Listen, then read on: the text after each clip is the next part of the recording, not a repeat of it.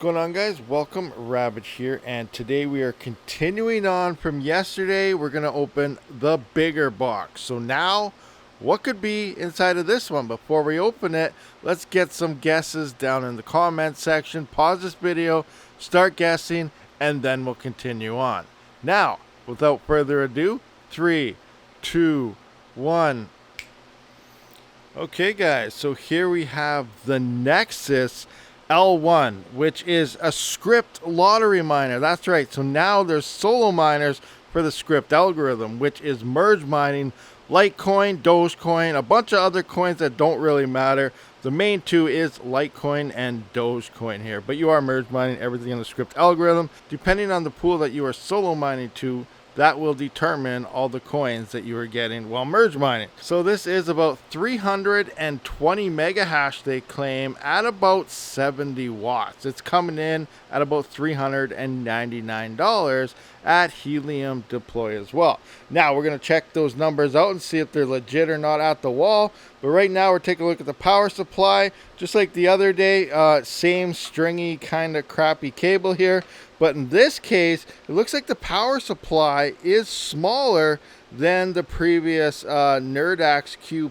As we can see over here, we are rocking 4 amps at 120 volt or 2 amps at 240 volts. So that's like a little over 400 watts, where our other power supply was 800 and some watts. So some calculations, 480 watts is the max that this power supply can do. So about half, just a little over half of our previous one. So this power cable might work for that. Looks like we're using the standard barrel plug in this case here, because this isn't using obviously as much power, coming in at only 70 watts. So you can still run a couple of these over here. Now someone asked in a previous video, how do you take this cover off? I haven't tried it yet, but I do see a little screw right here, which looks like it's holding that in. So you'd have to pull that out and pull this tape off. And there's 2 screws in here, which looks like it's holding in the power terminal right here. So probably got to take that off, take those 2 out, and pull it out. So in the future, I'm probably going to take a look at that and try that, because I do want to run multiple miners off one power supply instead of having all these cables and plugs being ran in. And you'll probably run a little bit more efficient on each one, running them all from the single one, because these use a little bit of power on their own as well. So that's something we'll look at into a future video. But for now, let's get this hooked up and see what the actual numbers are looking like. All right, so here we are in the Nexus L1 dashboard. It took a little while to ramp up, but we are doing around 296 mega hash, and I seen it around 340 or so. So a little over the 318 that it is expected to have, that it says right here. So hash rate is working here, coming into Mining Dutch. We are detected here. Currently it's saying about 263 mega hash or so, and last year was 20 seconds ago. So we are up and running. Now, as for the power, it does look like at the wall we are using about 100 watts. That's right. So that is 30 watts over what the website is telling us. When it came to the Nerdax Q++ the other day, we're actually using less power, making it a bit more efficient. So right now it looks like we are at about 100 watts. All right, and here we have some numbers for everything. So tested hash rate is 320 mega hash. It was a little bit above, a little over, but it was averaging around that 320 mega hash, which is on par where it should be. Now, my tested power was 100 watts, where it was specking in at 70 watts here. The efficiency is 0.0032 gigahash per watt ratio here. We can adjust this to something else. Let's go down to mega hash per watt, and it'll drop down to 3.2 mega hash per watt ratio here. So that is 30% less than what the reported hash rate is. And power consumption 29 cents. That part don't matter because it is a solo miner. Now, if you're looking to purchase this miner, simply click on it right here and it'll take you directly into this, and it is $399 currently. Now, I do have a new feature we're going to check out over on the website here. So if we go up to crypto mining and solo mining chance, we're now going to see our chance of hitting a block versus what we looked at the other day, a Nerd QX++ 6 terahash version. And this is also going to calculate which one is possibly a better buy. So this is a feature I know I've been looking forward to, trying to build it together for you guys. And I don't think any other website website has this, and it's definitely going to help out with seeing what is the best solo miner I should put my money today in. All right, so let's just show you how to run this right quick here. And let's just say left side red, we're going to keep all the same at Bitcoin Cash. So I'm going to adjust this also to the Nerd QX plus. Now, you don't have to do both of these. If you only want to know your chance to find a block, it'll be the top one. And if you want to compare miners, you use the bottom one for a best chance, what's worth your money type of thing. So here we're going to go. This is 6 terahash here, and my power cost is at 12 cents. And now we're going to look at the Scrypt miner. So I'm going with Dogecoin. Remember, Dogecoin is really the only block we want to hit. Litecoin doesn't really pay you much anyway. So we're coming in mega hash. This is about 320 watts, and then again 12-cent power here, and there we go. So now we can compare here, between our chances to find blocks and stuff on each coin. We can see Bitcoin Cash, if you found a block, is worth $712 right now. A Doge block is worth a little bit more at $739, but here is all your chances. So your chance per day for Bitcoin Cash, 1 in 287,000, and to find a Doge block, it's 1 in 4,982. There's your chance per month, per year.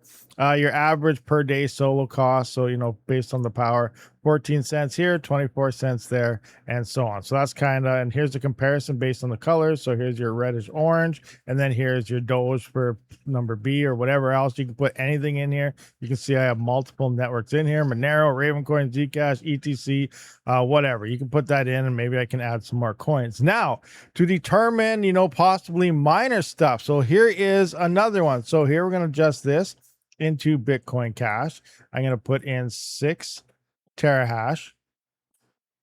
And now we're going to power draw. This was about 134 based on our testing. The price on this is about $249 from Helium Deploy. And then my power cost here is minus 12 cents. So now we're going to look at the Nexus L1. Bitcoin Cash. Nope, we're going to be mining ourselves some Dogecoin. Hash rate is 320 mega hash. Adjust that there. Power draw, this thing is at 100 watts. And then the miner price, this thing is $399. And here's my power cost, 12 cents. So now we're going to compare the two miners here head to head on which is the better value. And right now, it's saying your best value for your money is the Nerd QX plus, as we can see here. So here we can see the efficiency. Obviously, the efficiency is going to be off because we're comparing a Bitcoin miner versus this. But if you're trying to compare multiple Scrypt miners like this versus the Flu Miner L2, then that's where it'll come in handy, your efficiencies and stuff. But for the most part, you can see daily power is 38 cents versus 28. Coin price 7 cents versus 228, but here's where everything comes in on what actually matters. So reward versus win cost ratio, here we're losing about 0.52x, and here we're losing 0.44. Chance for find your blocks and everything. So here's how much hash rate per dollar you're spending on the miner, and all sorts of statistics here. But overall, for the money you spend and the chance of finding blocks and higher and all that other good stuff, it's looking like your Nerd QX is the better option for getting your money back and everything versus utilizing buying these Doge miners, because it's just not worth it. You're better off and higher chances of finding those Bitcoin Cash. So chances per year, 1 in 8 versus 1 in 12. So there we go. There we have it. All right, guys, so that pretty much does wrap up this video. And one more thing I do want to point out is that this miner actually right here has an Ethernet port. So you can run this thing hardwired, which definitely makes setup a lot easier. You don't need to go into the app and into your phone and set up your Wi-Fi. You can just plug it in, find it on your network, and set it up. So that made life a lot easier. Now there's a big debate going on between, should you use LAN versus Wi-Fi? Now the current standards in Wi-Fi is it's a lot faster and less latency than it used to be. So in my mind, Wi-Fi is just fine to run for these miners, but you do get a little better latency and a stable connection utilizing Ethernet. So it is always recommended to use Ethernet where you can. I have every single one of my rigs running off Ethernet where I can, because it is a more stable choice. But again, if you're just utilizing these on Wi-Fi, you're probably not really going to notice much of a difference with today's standard in Wi-Fi. But anyway, guys, this is the Nexus L1 solo Scrypt lottery miner. What are your thoughts and opinions on the situation? And in that compare, you know, the whole point of lottery mining is to hit a massive block with low luck, because it's going to take forever, years and years and lifetimes to hit blocks at 100% luck. So it's all, I just smashed my finger into the fan and that hurt.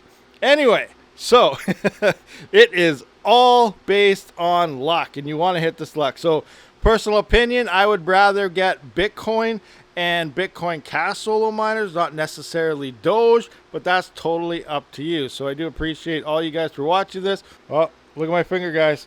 It cut it a little bit. I'm actually going to start bleeding from this fan. Look at that. Here it comes. Here it comes. So I cut my finger off in this fan. That's a hard fan blade. Wow, that's one of the hardest fans I think I've ever accidentally hit with my finger. So share this video around. Rabid cut his finger off in the fan of a Nexus L1. GPU fans kind of bend and stuff, and they don't really hurt, but that thing is solid, and it cut me. So keep your fingers away from fans, guys. Don't be pointing like this, especially when you're behind a camera, and the field of view is a lot different, especially if you have a zoom lens and stuff like this. So yeah, anyway, thank you for watching this video. Hit that like button for cutting my finger off. I will see you on the next one.